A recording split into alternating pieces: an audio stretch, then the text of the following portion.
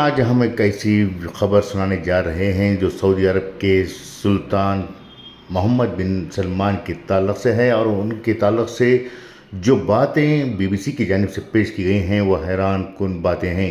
کس طرح سے وہ ایک معمولی شہزادے سے ایک طاقتور بادشاہ بنے ہیں، اس سلسلے میں یہ خصوصی رپورٹ آپ کے سامنے پیش کی جا رہی ہے۔ جب سعودی عرب کے شاہ عبداللہ 23 جنوری 2015 کو پھیپھڑوں کے کینسر کے عارضے میں مبتلا ہو کر چل بسے تو سلمان بن عبدالعزیز سعودی سلطنت کے نئے بادشاہ بن گئے۔ نئے شاہ سلمان بن عبدالعزیز نے اپنے بیٹے 68 سالہ مقرن بن عبدالعزیز کو اپنا ولی عہد مقرر کیا، جو کہ اس نئی تعیناتی سے قبل سعودی خفیہ ایجنسی کے سربراہ تھے۔ ابھی 3 ماہ ہی گزرے تھے کہ اچانک سلمان بن عبدالعزیز نے مقرن کو اس عہدے یعنی ولی عہد سے برطرف کر دیا اور ان کی جگہ اپنے بھتیجے 55 سالہ محمد بن نائف کو نیا ولی عہد مقرر کیا۔ محمد بن نائف کی تقرری کے ساتھ ساتھ سلمان نے اپنے 29 سالہ بیٹے محمد بن سلمان کو نائب ولی عہد اور وزیر دفاع مقرر کیا۔ لگ بھگ 9 سال قبل جب سعودی سلطنت میں یہ واقعات اور تعیناتی عمل میں لائی جا رہی تھی تو اس وقت تک سعودی عرب کی سیاست میں محمد بن سلمان کا کسی نے نام تک نہیں سنا تھا اور نہ ہی ان کے بارے میں زیادہ معلومات دستیاب تھے۔ اگست 2009 میں شہزادہ نائف کو خودکش بم حملے کے ذریعے قتل کرنے کی ناکام کوشش کی گئی۔ اس حملے کا الزام القاعدہ پر عائد کیا گیا تھا۔ مصنف ڈیوڈ اورٹاوے نے محمد بن سلمان پر اپنی کتاب میں لکھا کہ جیسے ہی وہ وزیر دفاع بنے تو انہوں نے محمد بن سلمان نے اس عہدے کو بادشاہ کا دربان بننے کے لیے استعمال کرنا شروع کر دیا تھا۔ متعدد آراء کے مطابق محمد بن سلمان نے جلد ہی اپنے والد کو ان کے خاندان اور ماضی کے قریبی دوستوں سے الگ تھلگ کر دیا۔ یہاں تک کہا جاتا ہے کہ شاہ سلمان کو ان کی اہلیہ یعنی محمد بن سلمان کی والدہ سے ملنے سے بھی روک دیا گیا۔ ڈیوڈ اورٹاوے کی کتاب میں دعویٰ کیا گیا ہے کہ محمد بن سلمان نے عملی طور پر اپنی والدہ اور 2 بہنوں کو نظر بند کر دیا تھا اور اپنے والد کو اس بارے میں خبر نہیں ہونے دی۔ جب بھی ان کے والد نے ان کی والدہ کے بارے میں پوچھا تو انہوں نے بتایا کہ انہیں علاج کے لیے بیرون ملک بھیج دیا گیا ہے۔ جلد ہی محمد بن سلمان نے وزیر دفاع کی حیثیت سے اپنے پر پھیلانا شروع کر دیے۔ 26 مارچ کو ان کی نگرانی میں سعودی عرب کی فضائیہ نے حوثی باغیوں سے یمن کے دارالحکومت صنعا کا قبضہ چھڑانے کے لیے یمن پر حملہ کر دیا۔ ڈیوڈ اورٹاوے لکھتے ہیں کہ ابتدائی طور پر سعودی عوام نے اس حملے کی خوب پذیرائی کی۔ انہیں لگا کہ آخرکار ان کے ملک نے ایران کے توسیع پسندانہ رجحانات کی مخالفت کرنے کی ہمت دکھائی ہے، لیکن کچھ دنوں بعد یہ حملہ محمد اور سلمان اور سعودی عرب کے لیے ایک بڑا مسئلہ بن کر سامنے آیا۔ بین الاقوامی دنیا میں اسے محمد بن سلمان کی خارجہ پالیسی میں غفلت کی طور پر دیکھا جاتا ہے۔ شاہ سلمان نے شہزادہ محمد بن نائف کو ہٹانے اور اپنے بیٹے محمد بن سلمان کو ولی عہد بنانے کا فیصلہ کیا تھا۔ 20 جون 2015 کی رات کو شاہی خاندان کے کئی افراد رمضان المبارک کے آخری ایام کے لیے مکے میں جمع تھے۔ اس رات سیاسی اور سلامتی امور کی کونسل کا اجلاس ہونا تھا، جس کی صدارت محمد بن نائف نے کرنی تھی۔ ملاقات شروع ہونے سے کچھ دیر قبل انہیں پیغام ملا کہ شاہ سلمان ان سے ملنا چاہتے ہیں۔ وہ بادشاہ سے ملاقات کے لیے اپنے 2 باڈی گارڈز کے ساتھ ہیلی کاپٹر کے ذریعے صفا محل پہنچے۔ بین ہاربارڈ اپنی کتاب دی رائز ٹو پاور محمد بن سلمان میں لکھتے ہیں کہ محمد بن نائف اور ان کے 2 محافظ شاہ سے ملنے کے لیے لفٹ میں سوار ہوئے۔ پہلی منزل پر لفٹ کا دروازہ کھلا تو شاہ کے سپاہی آگے بڑھے اور نائف کے محافظوں کے ہتھیار اور موبائل فون چھین لیے۔ نائف کو ایک ساتھ والے کمرے میں لے جایا گیا۔ انہیں وہاں سے جانے کی اجازت نہیں دی گئی اور ولی عہد کے عہدے سے مستعفی ہونے کے لیے دباؤ ڈالا گیا۔ نائف نے ان کی بات ماننے سے انکار کر دیا۔ اسی رات جب نائف گھر میں نظر بند تھے، شاہی عدالت کے اعلیٰ عہدیداروں نے شاہی کونسل کے ارکان کو یہ پوچھنے کے لیے بلایا کہ کیا وہ محمد بن سلمان کو ولی عہد بنانے کے فیصلے سے متفق ہیں۔ کونسل کے 34 ارکان میں سے 31 نے اس کی حمایت کی۔ ان کی فون کالز ریکارڈ کی گئیں اور نائف کو سنائی گئیں کہ ان کے کتنے رشتہ دار شاہ کے فیصلے کی حمایت کر رہے ہیں۔ بین ہیوبرٹ لکھتے ہیں کہ شہزادہ نائف ڈائبٹیز کے پیشنٹ تھے، مگر اس رات انہیں میڈیسن فراہم نہیں کی گئیں، جس کے باعث وہ تھک چکے تھے اور صبح ہونے تک وہ اپنے عہدے سے استعفیٰ دینے والی دستاویزات پر دستخط کرنے کے لیے تیار ہو گئے۔ انہیں اگلے کمرے میں لے جایا گیا جہاں سلمان سیکیورٹی اہلکاروں اور کیمروں کے ساتھ موجود تھے۔ بادشاہ نے نائف کو گرمجوشی سے استقبال کیا اور ان کا ہاتھ چوما۔ نائف نے انتہائی دھیمی آواز میں سلمان سے اپنی وفاداری کا اظہار کیا۔ اس ملاقات کی ویڈیو سعودی ٹی وی اور سوشل میڈیا پر بار بار دکھائی گئی۔ محمد بن نائف جب کمرے سے نکلے تو یہ دیکھ کر حیران ہو گئے کہ ان کے باڈی گارڈز وہاں نہیں تھے۔ جب وہ جدہ میں اپنے محل پہنچے تو انہیں وہاں نظر بند کر دیا گیا۔ نیو یارک ٹائمز کے ایک سوال کے جواب میں رائل کورٹ کے ترجمان نے اس رات کے بارے میں ایک مختلف کہانی سنائی۔ ان کے مطابق کونسل نے قومی مفاد میں نائف کو ولی عہد کے عہدے سے ہٹایا۔ رائل کورٹ کی جانب سے مزید کہا گیا کہ ان کی برطرفی کی وجوہات خفیہ ہیں اور انہیں عام نہیں کیا جا سکتا۔ اس واقعے کے لگ بھگ ایک ماہ بعد ایک نامعلوم سعودی اہلکار نے خبر رساں ادارے رویٹرز کو بتایا کہ بادشاہ نے نائف کو ہٹانے کا فیصلہ اس لیے کیا تھا کیونکہ انہیں مورفین اور کوکین کی لت لگ گئی تھی۔ اسی سال کے آخر تک ان کے بینک اکاؤنٹس بھی منجمد کر دیے گئے۔ نائف نے اپنے علاج کے بارے میں کبھی بھی عوامی سطح پر بات نہیں کی۔ آج صورتحال یہ ہے کہ 31 اگست 1985 کو پیدا ہونے والے محمد بن سلمان کے سعودی عرب میں ہر جگہ پوسٹرز نظر آتے ہیں۔ محمد بن سلمان شاہی خاندان کے ان شہزادوں میں سے ایک ہیں جنہوں نے بیرون ملک میں تعلیم حاصل نہیں کیے ہیں۔ وہ کبھی سعودی فوج اور فضائیہ کا حصہ بھی نہیں رہے۔ انہوں نے ریاض کے شاہی اور ثانوی اسکولوں میں تعلیم حاصل کی۔ ان کے ایک انگلش ٹیچر راشد سکائی نے بی بی سی سے ان کے بارے میں بات کرتے ہوئے بتایا کہ محمد بن سلمان بچپن میں بہت شرارتی تھے۔ وہ انگریزی پڑھنے سے زیادہ شاہی محافظوں سے واکی ٹاکی پر بات کرنے میں دلچسپی رکھتے تھے۔ سن 2007 میں گریجویشن مکمل کرنے کے بعد انہوں نے سارہ بنت مشہور سے شادی کی جن سے ان کے 4 بچے ہیں۔ جب محمد بن سلمان نے امریکہ کا اپنا پہلا دورہ کیا تو اس وقت کے امریکی وزیر خارجہ جان کیری نے انہیں اپنے گھر عشائیے پر مدعو کیا تھا۔ بین ہیورڈ اپنی کتاب میں مزید لکھتے ہیں کہ محمد بن سلمان نے پوری شام کیری سے کمرے میں گفتگو کرتے ہوئے گزاری، پھر سلمان کی نظر میں وہاں رکھے پیانو پر پڑی۔ جان کیری نے ان سے پوچھا کہ تم پیانو بجانا جانتے ہو؟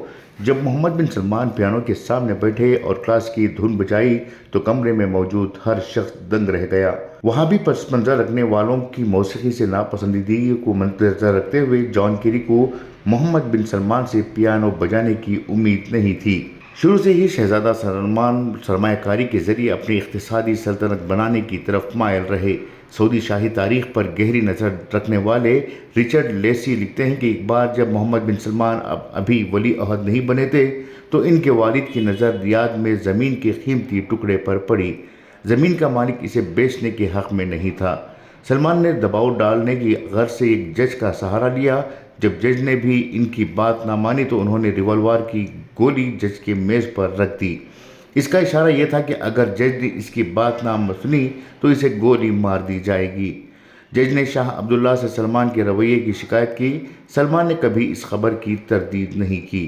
جب شاہ عبداللہ نے سن 2011 میں محمد بن سلمان کے والد کو وزیر دفاع مقرر کیا تو انہوں نے یہ شرط رکھی تھی کہ ان کا بیٹا کبھی وزارت کی عمارت کے اندر داخل نہیں ہوگا۔ جب شہزادہ محمد بن سلمان کے والد نے سعودی عرب کے بادشاہ کا عہدہ سنبھالا تو ان کی عمر 79 سال تھی۔ اطلاعات تھی کہ وہ برسوں سے الزائمر کے مرض میں مبتلا تھے۔ اس کے بعد بہت ہی کم وقت میں محمد بن سلمان نے اقتدار پر مکمل قبضہ جما لیا۔ محمد بن سلمان سعودی نوجوانوں اور خواتین کو اپنے حق میں کرنے کی پوری کوشش کر رہے ہیں۔ سن 2018 میں انہوں نے خواتین کے لیے ڈریس کوڈ میں نرمی کرتے ہوئے کہا انہیں عوام میں عبایا پہننے کی ضرورت نہیں ہے۔ اسی سال خواتین کو ڈرائیونگ لائسنس حاصل کرنے کی اجازت دی گئی تاکہ وہ مردوں کے ساتھ بغیر کام یا دکان پر جا سکیں۔ مارک تھامسن اپنی کتاب بینگ ینگ میل اینڈ سعودی میں لکھا ہے کہ آزادی کی طرف یہ قدم معاشی وجوہات کی بنا پر اٹھائے گئے ہیں، خواتین کو آزادی دینے کے لیے نہیں۔ ان کے مطابق یہ سب کچھ اس لیے کیا گیا کہ تاکہ خواتین کام کر سکیں اور مردوں کی اجازت کے بغیر اپنی کمائی ہوئی رقم خرچ کر سکیں۔ سعودی عرب پر نظر رکھنے والے ماہرین کا خیال ہے کہ محمد بن سلمان نے سعودی شورا اور سینئر شہزادوں سے مشاورت کر کے فیصلہ لینے کی روایت کو ترک کر دیا۔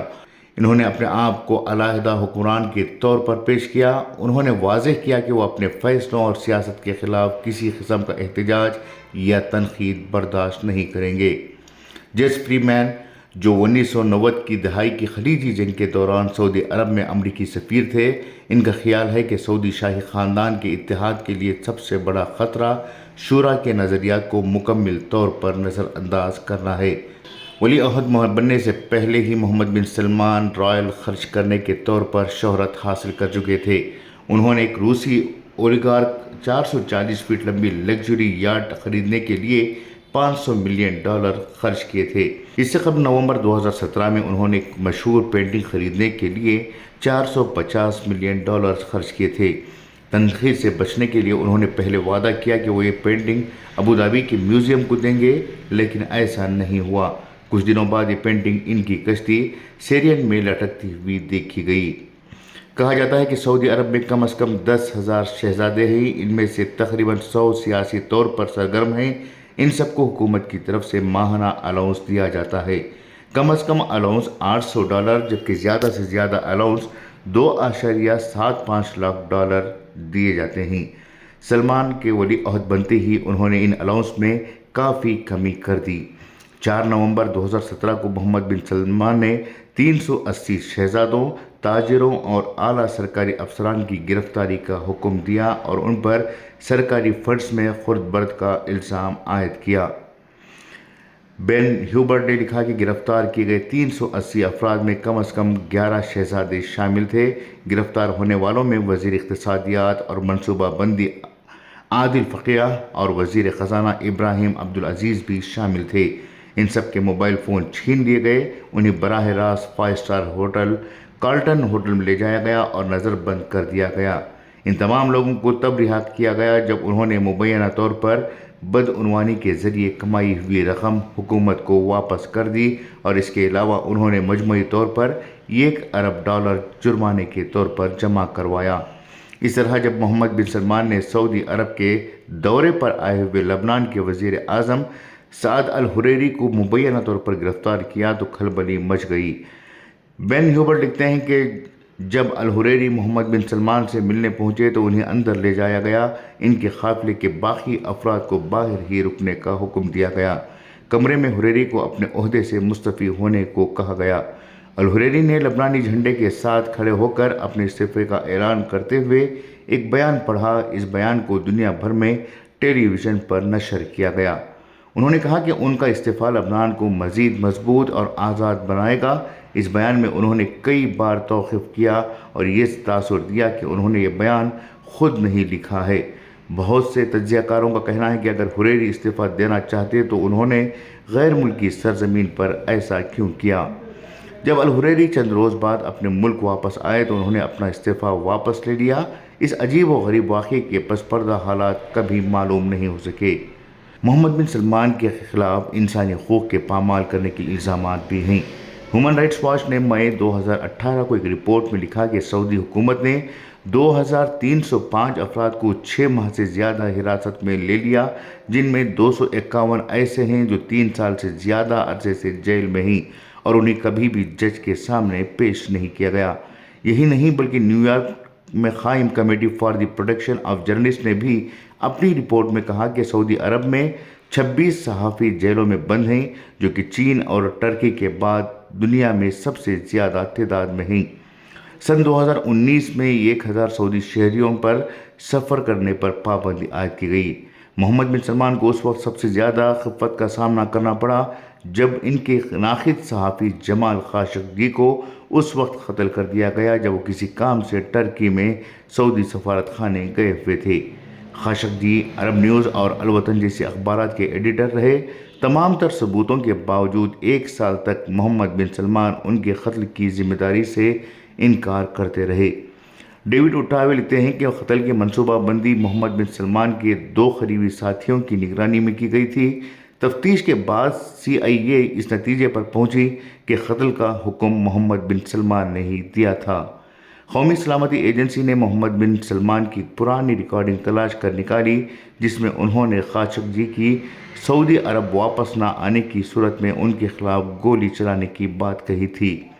30 ستمبر 2019 کو سی بی ایس نیوز کے ساتھ ایک انٹرویو میں جب اینکر پرسن نورا ڈونلڈ نے ان سے براہ راست پوچھا کہ کیا آپ نے خاشقجی کے قتل کا حکم دیا تو محمد بن سلمان کا جواب تھا، بالکل نہیں، ایک انتہائی گھناؤنا جرم تھا، لیکن سعودی عرب کے رہنما کی حیثیت سے میں اس کی پوری ذمہ داری لیتا ہوں، خاص طور پر اس وقت جب یہ جرم کرنے والے سعودی حکومت کے لیے کام کر رہے تھے۔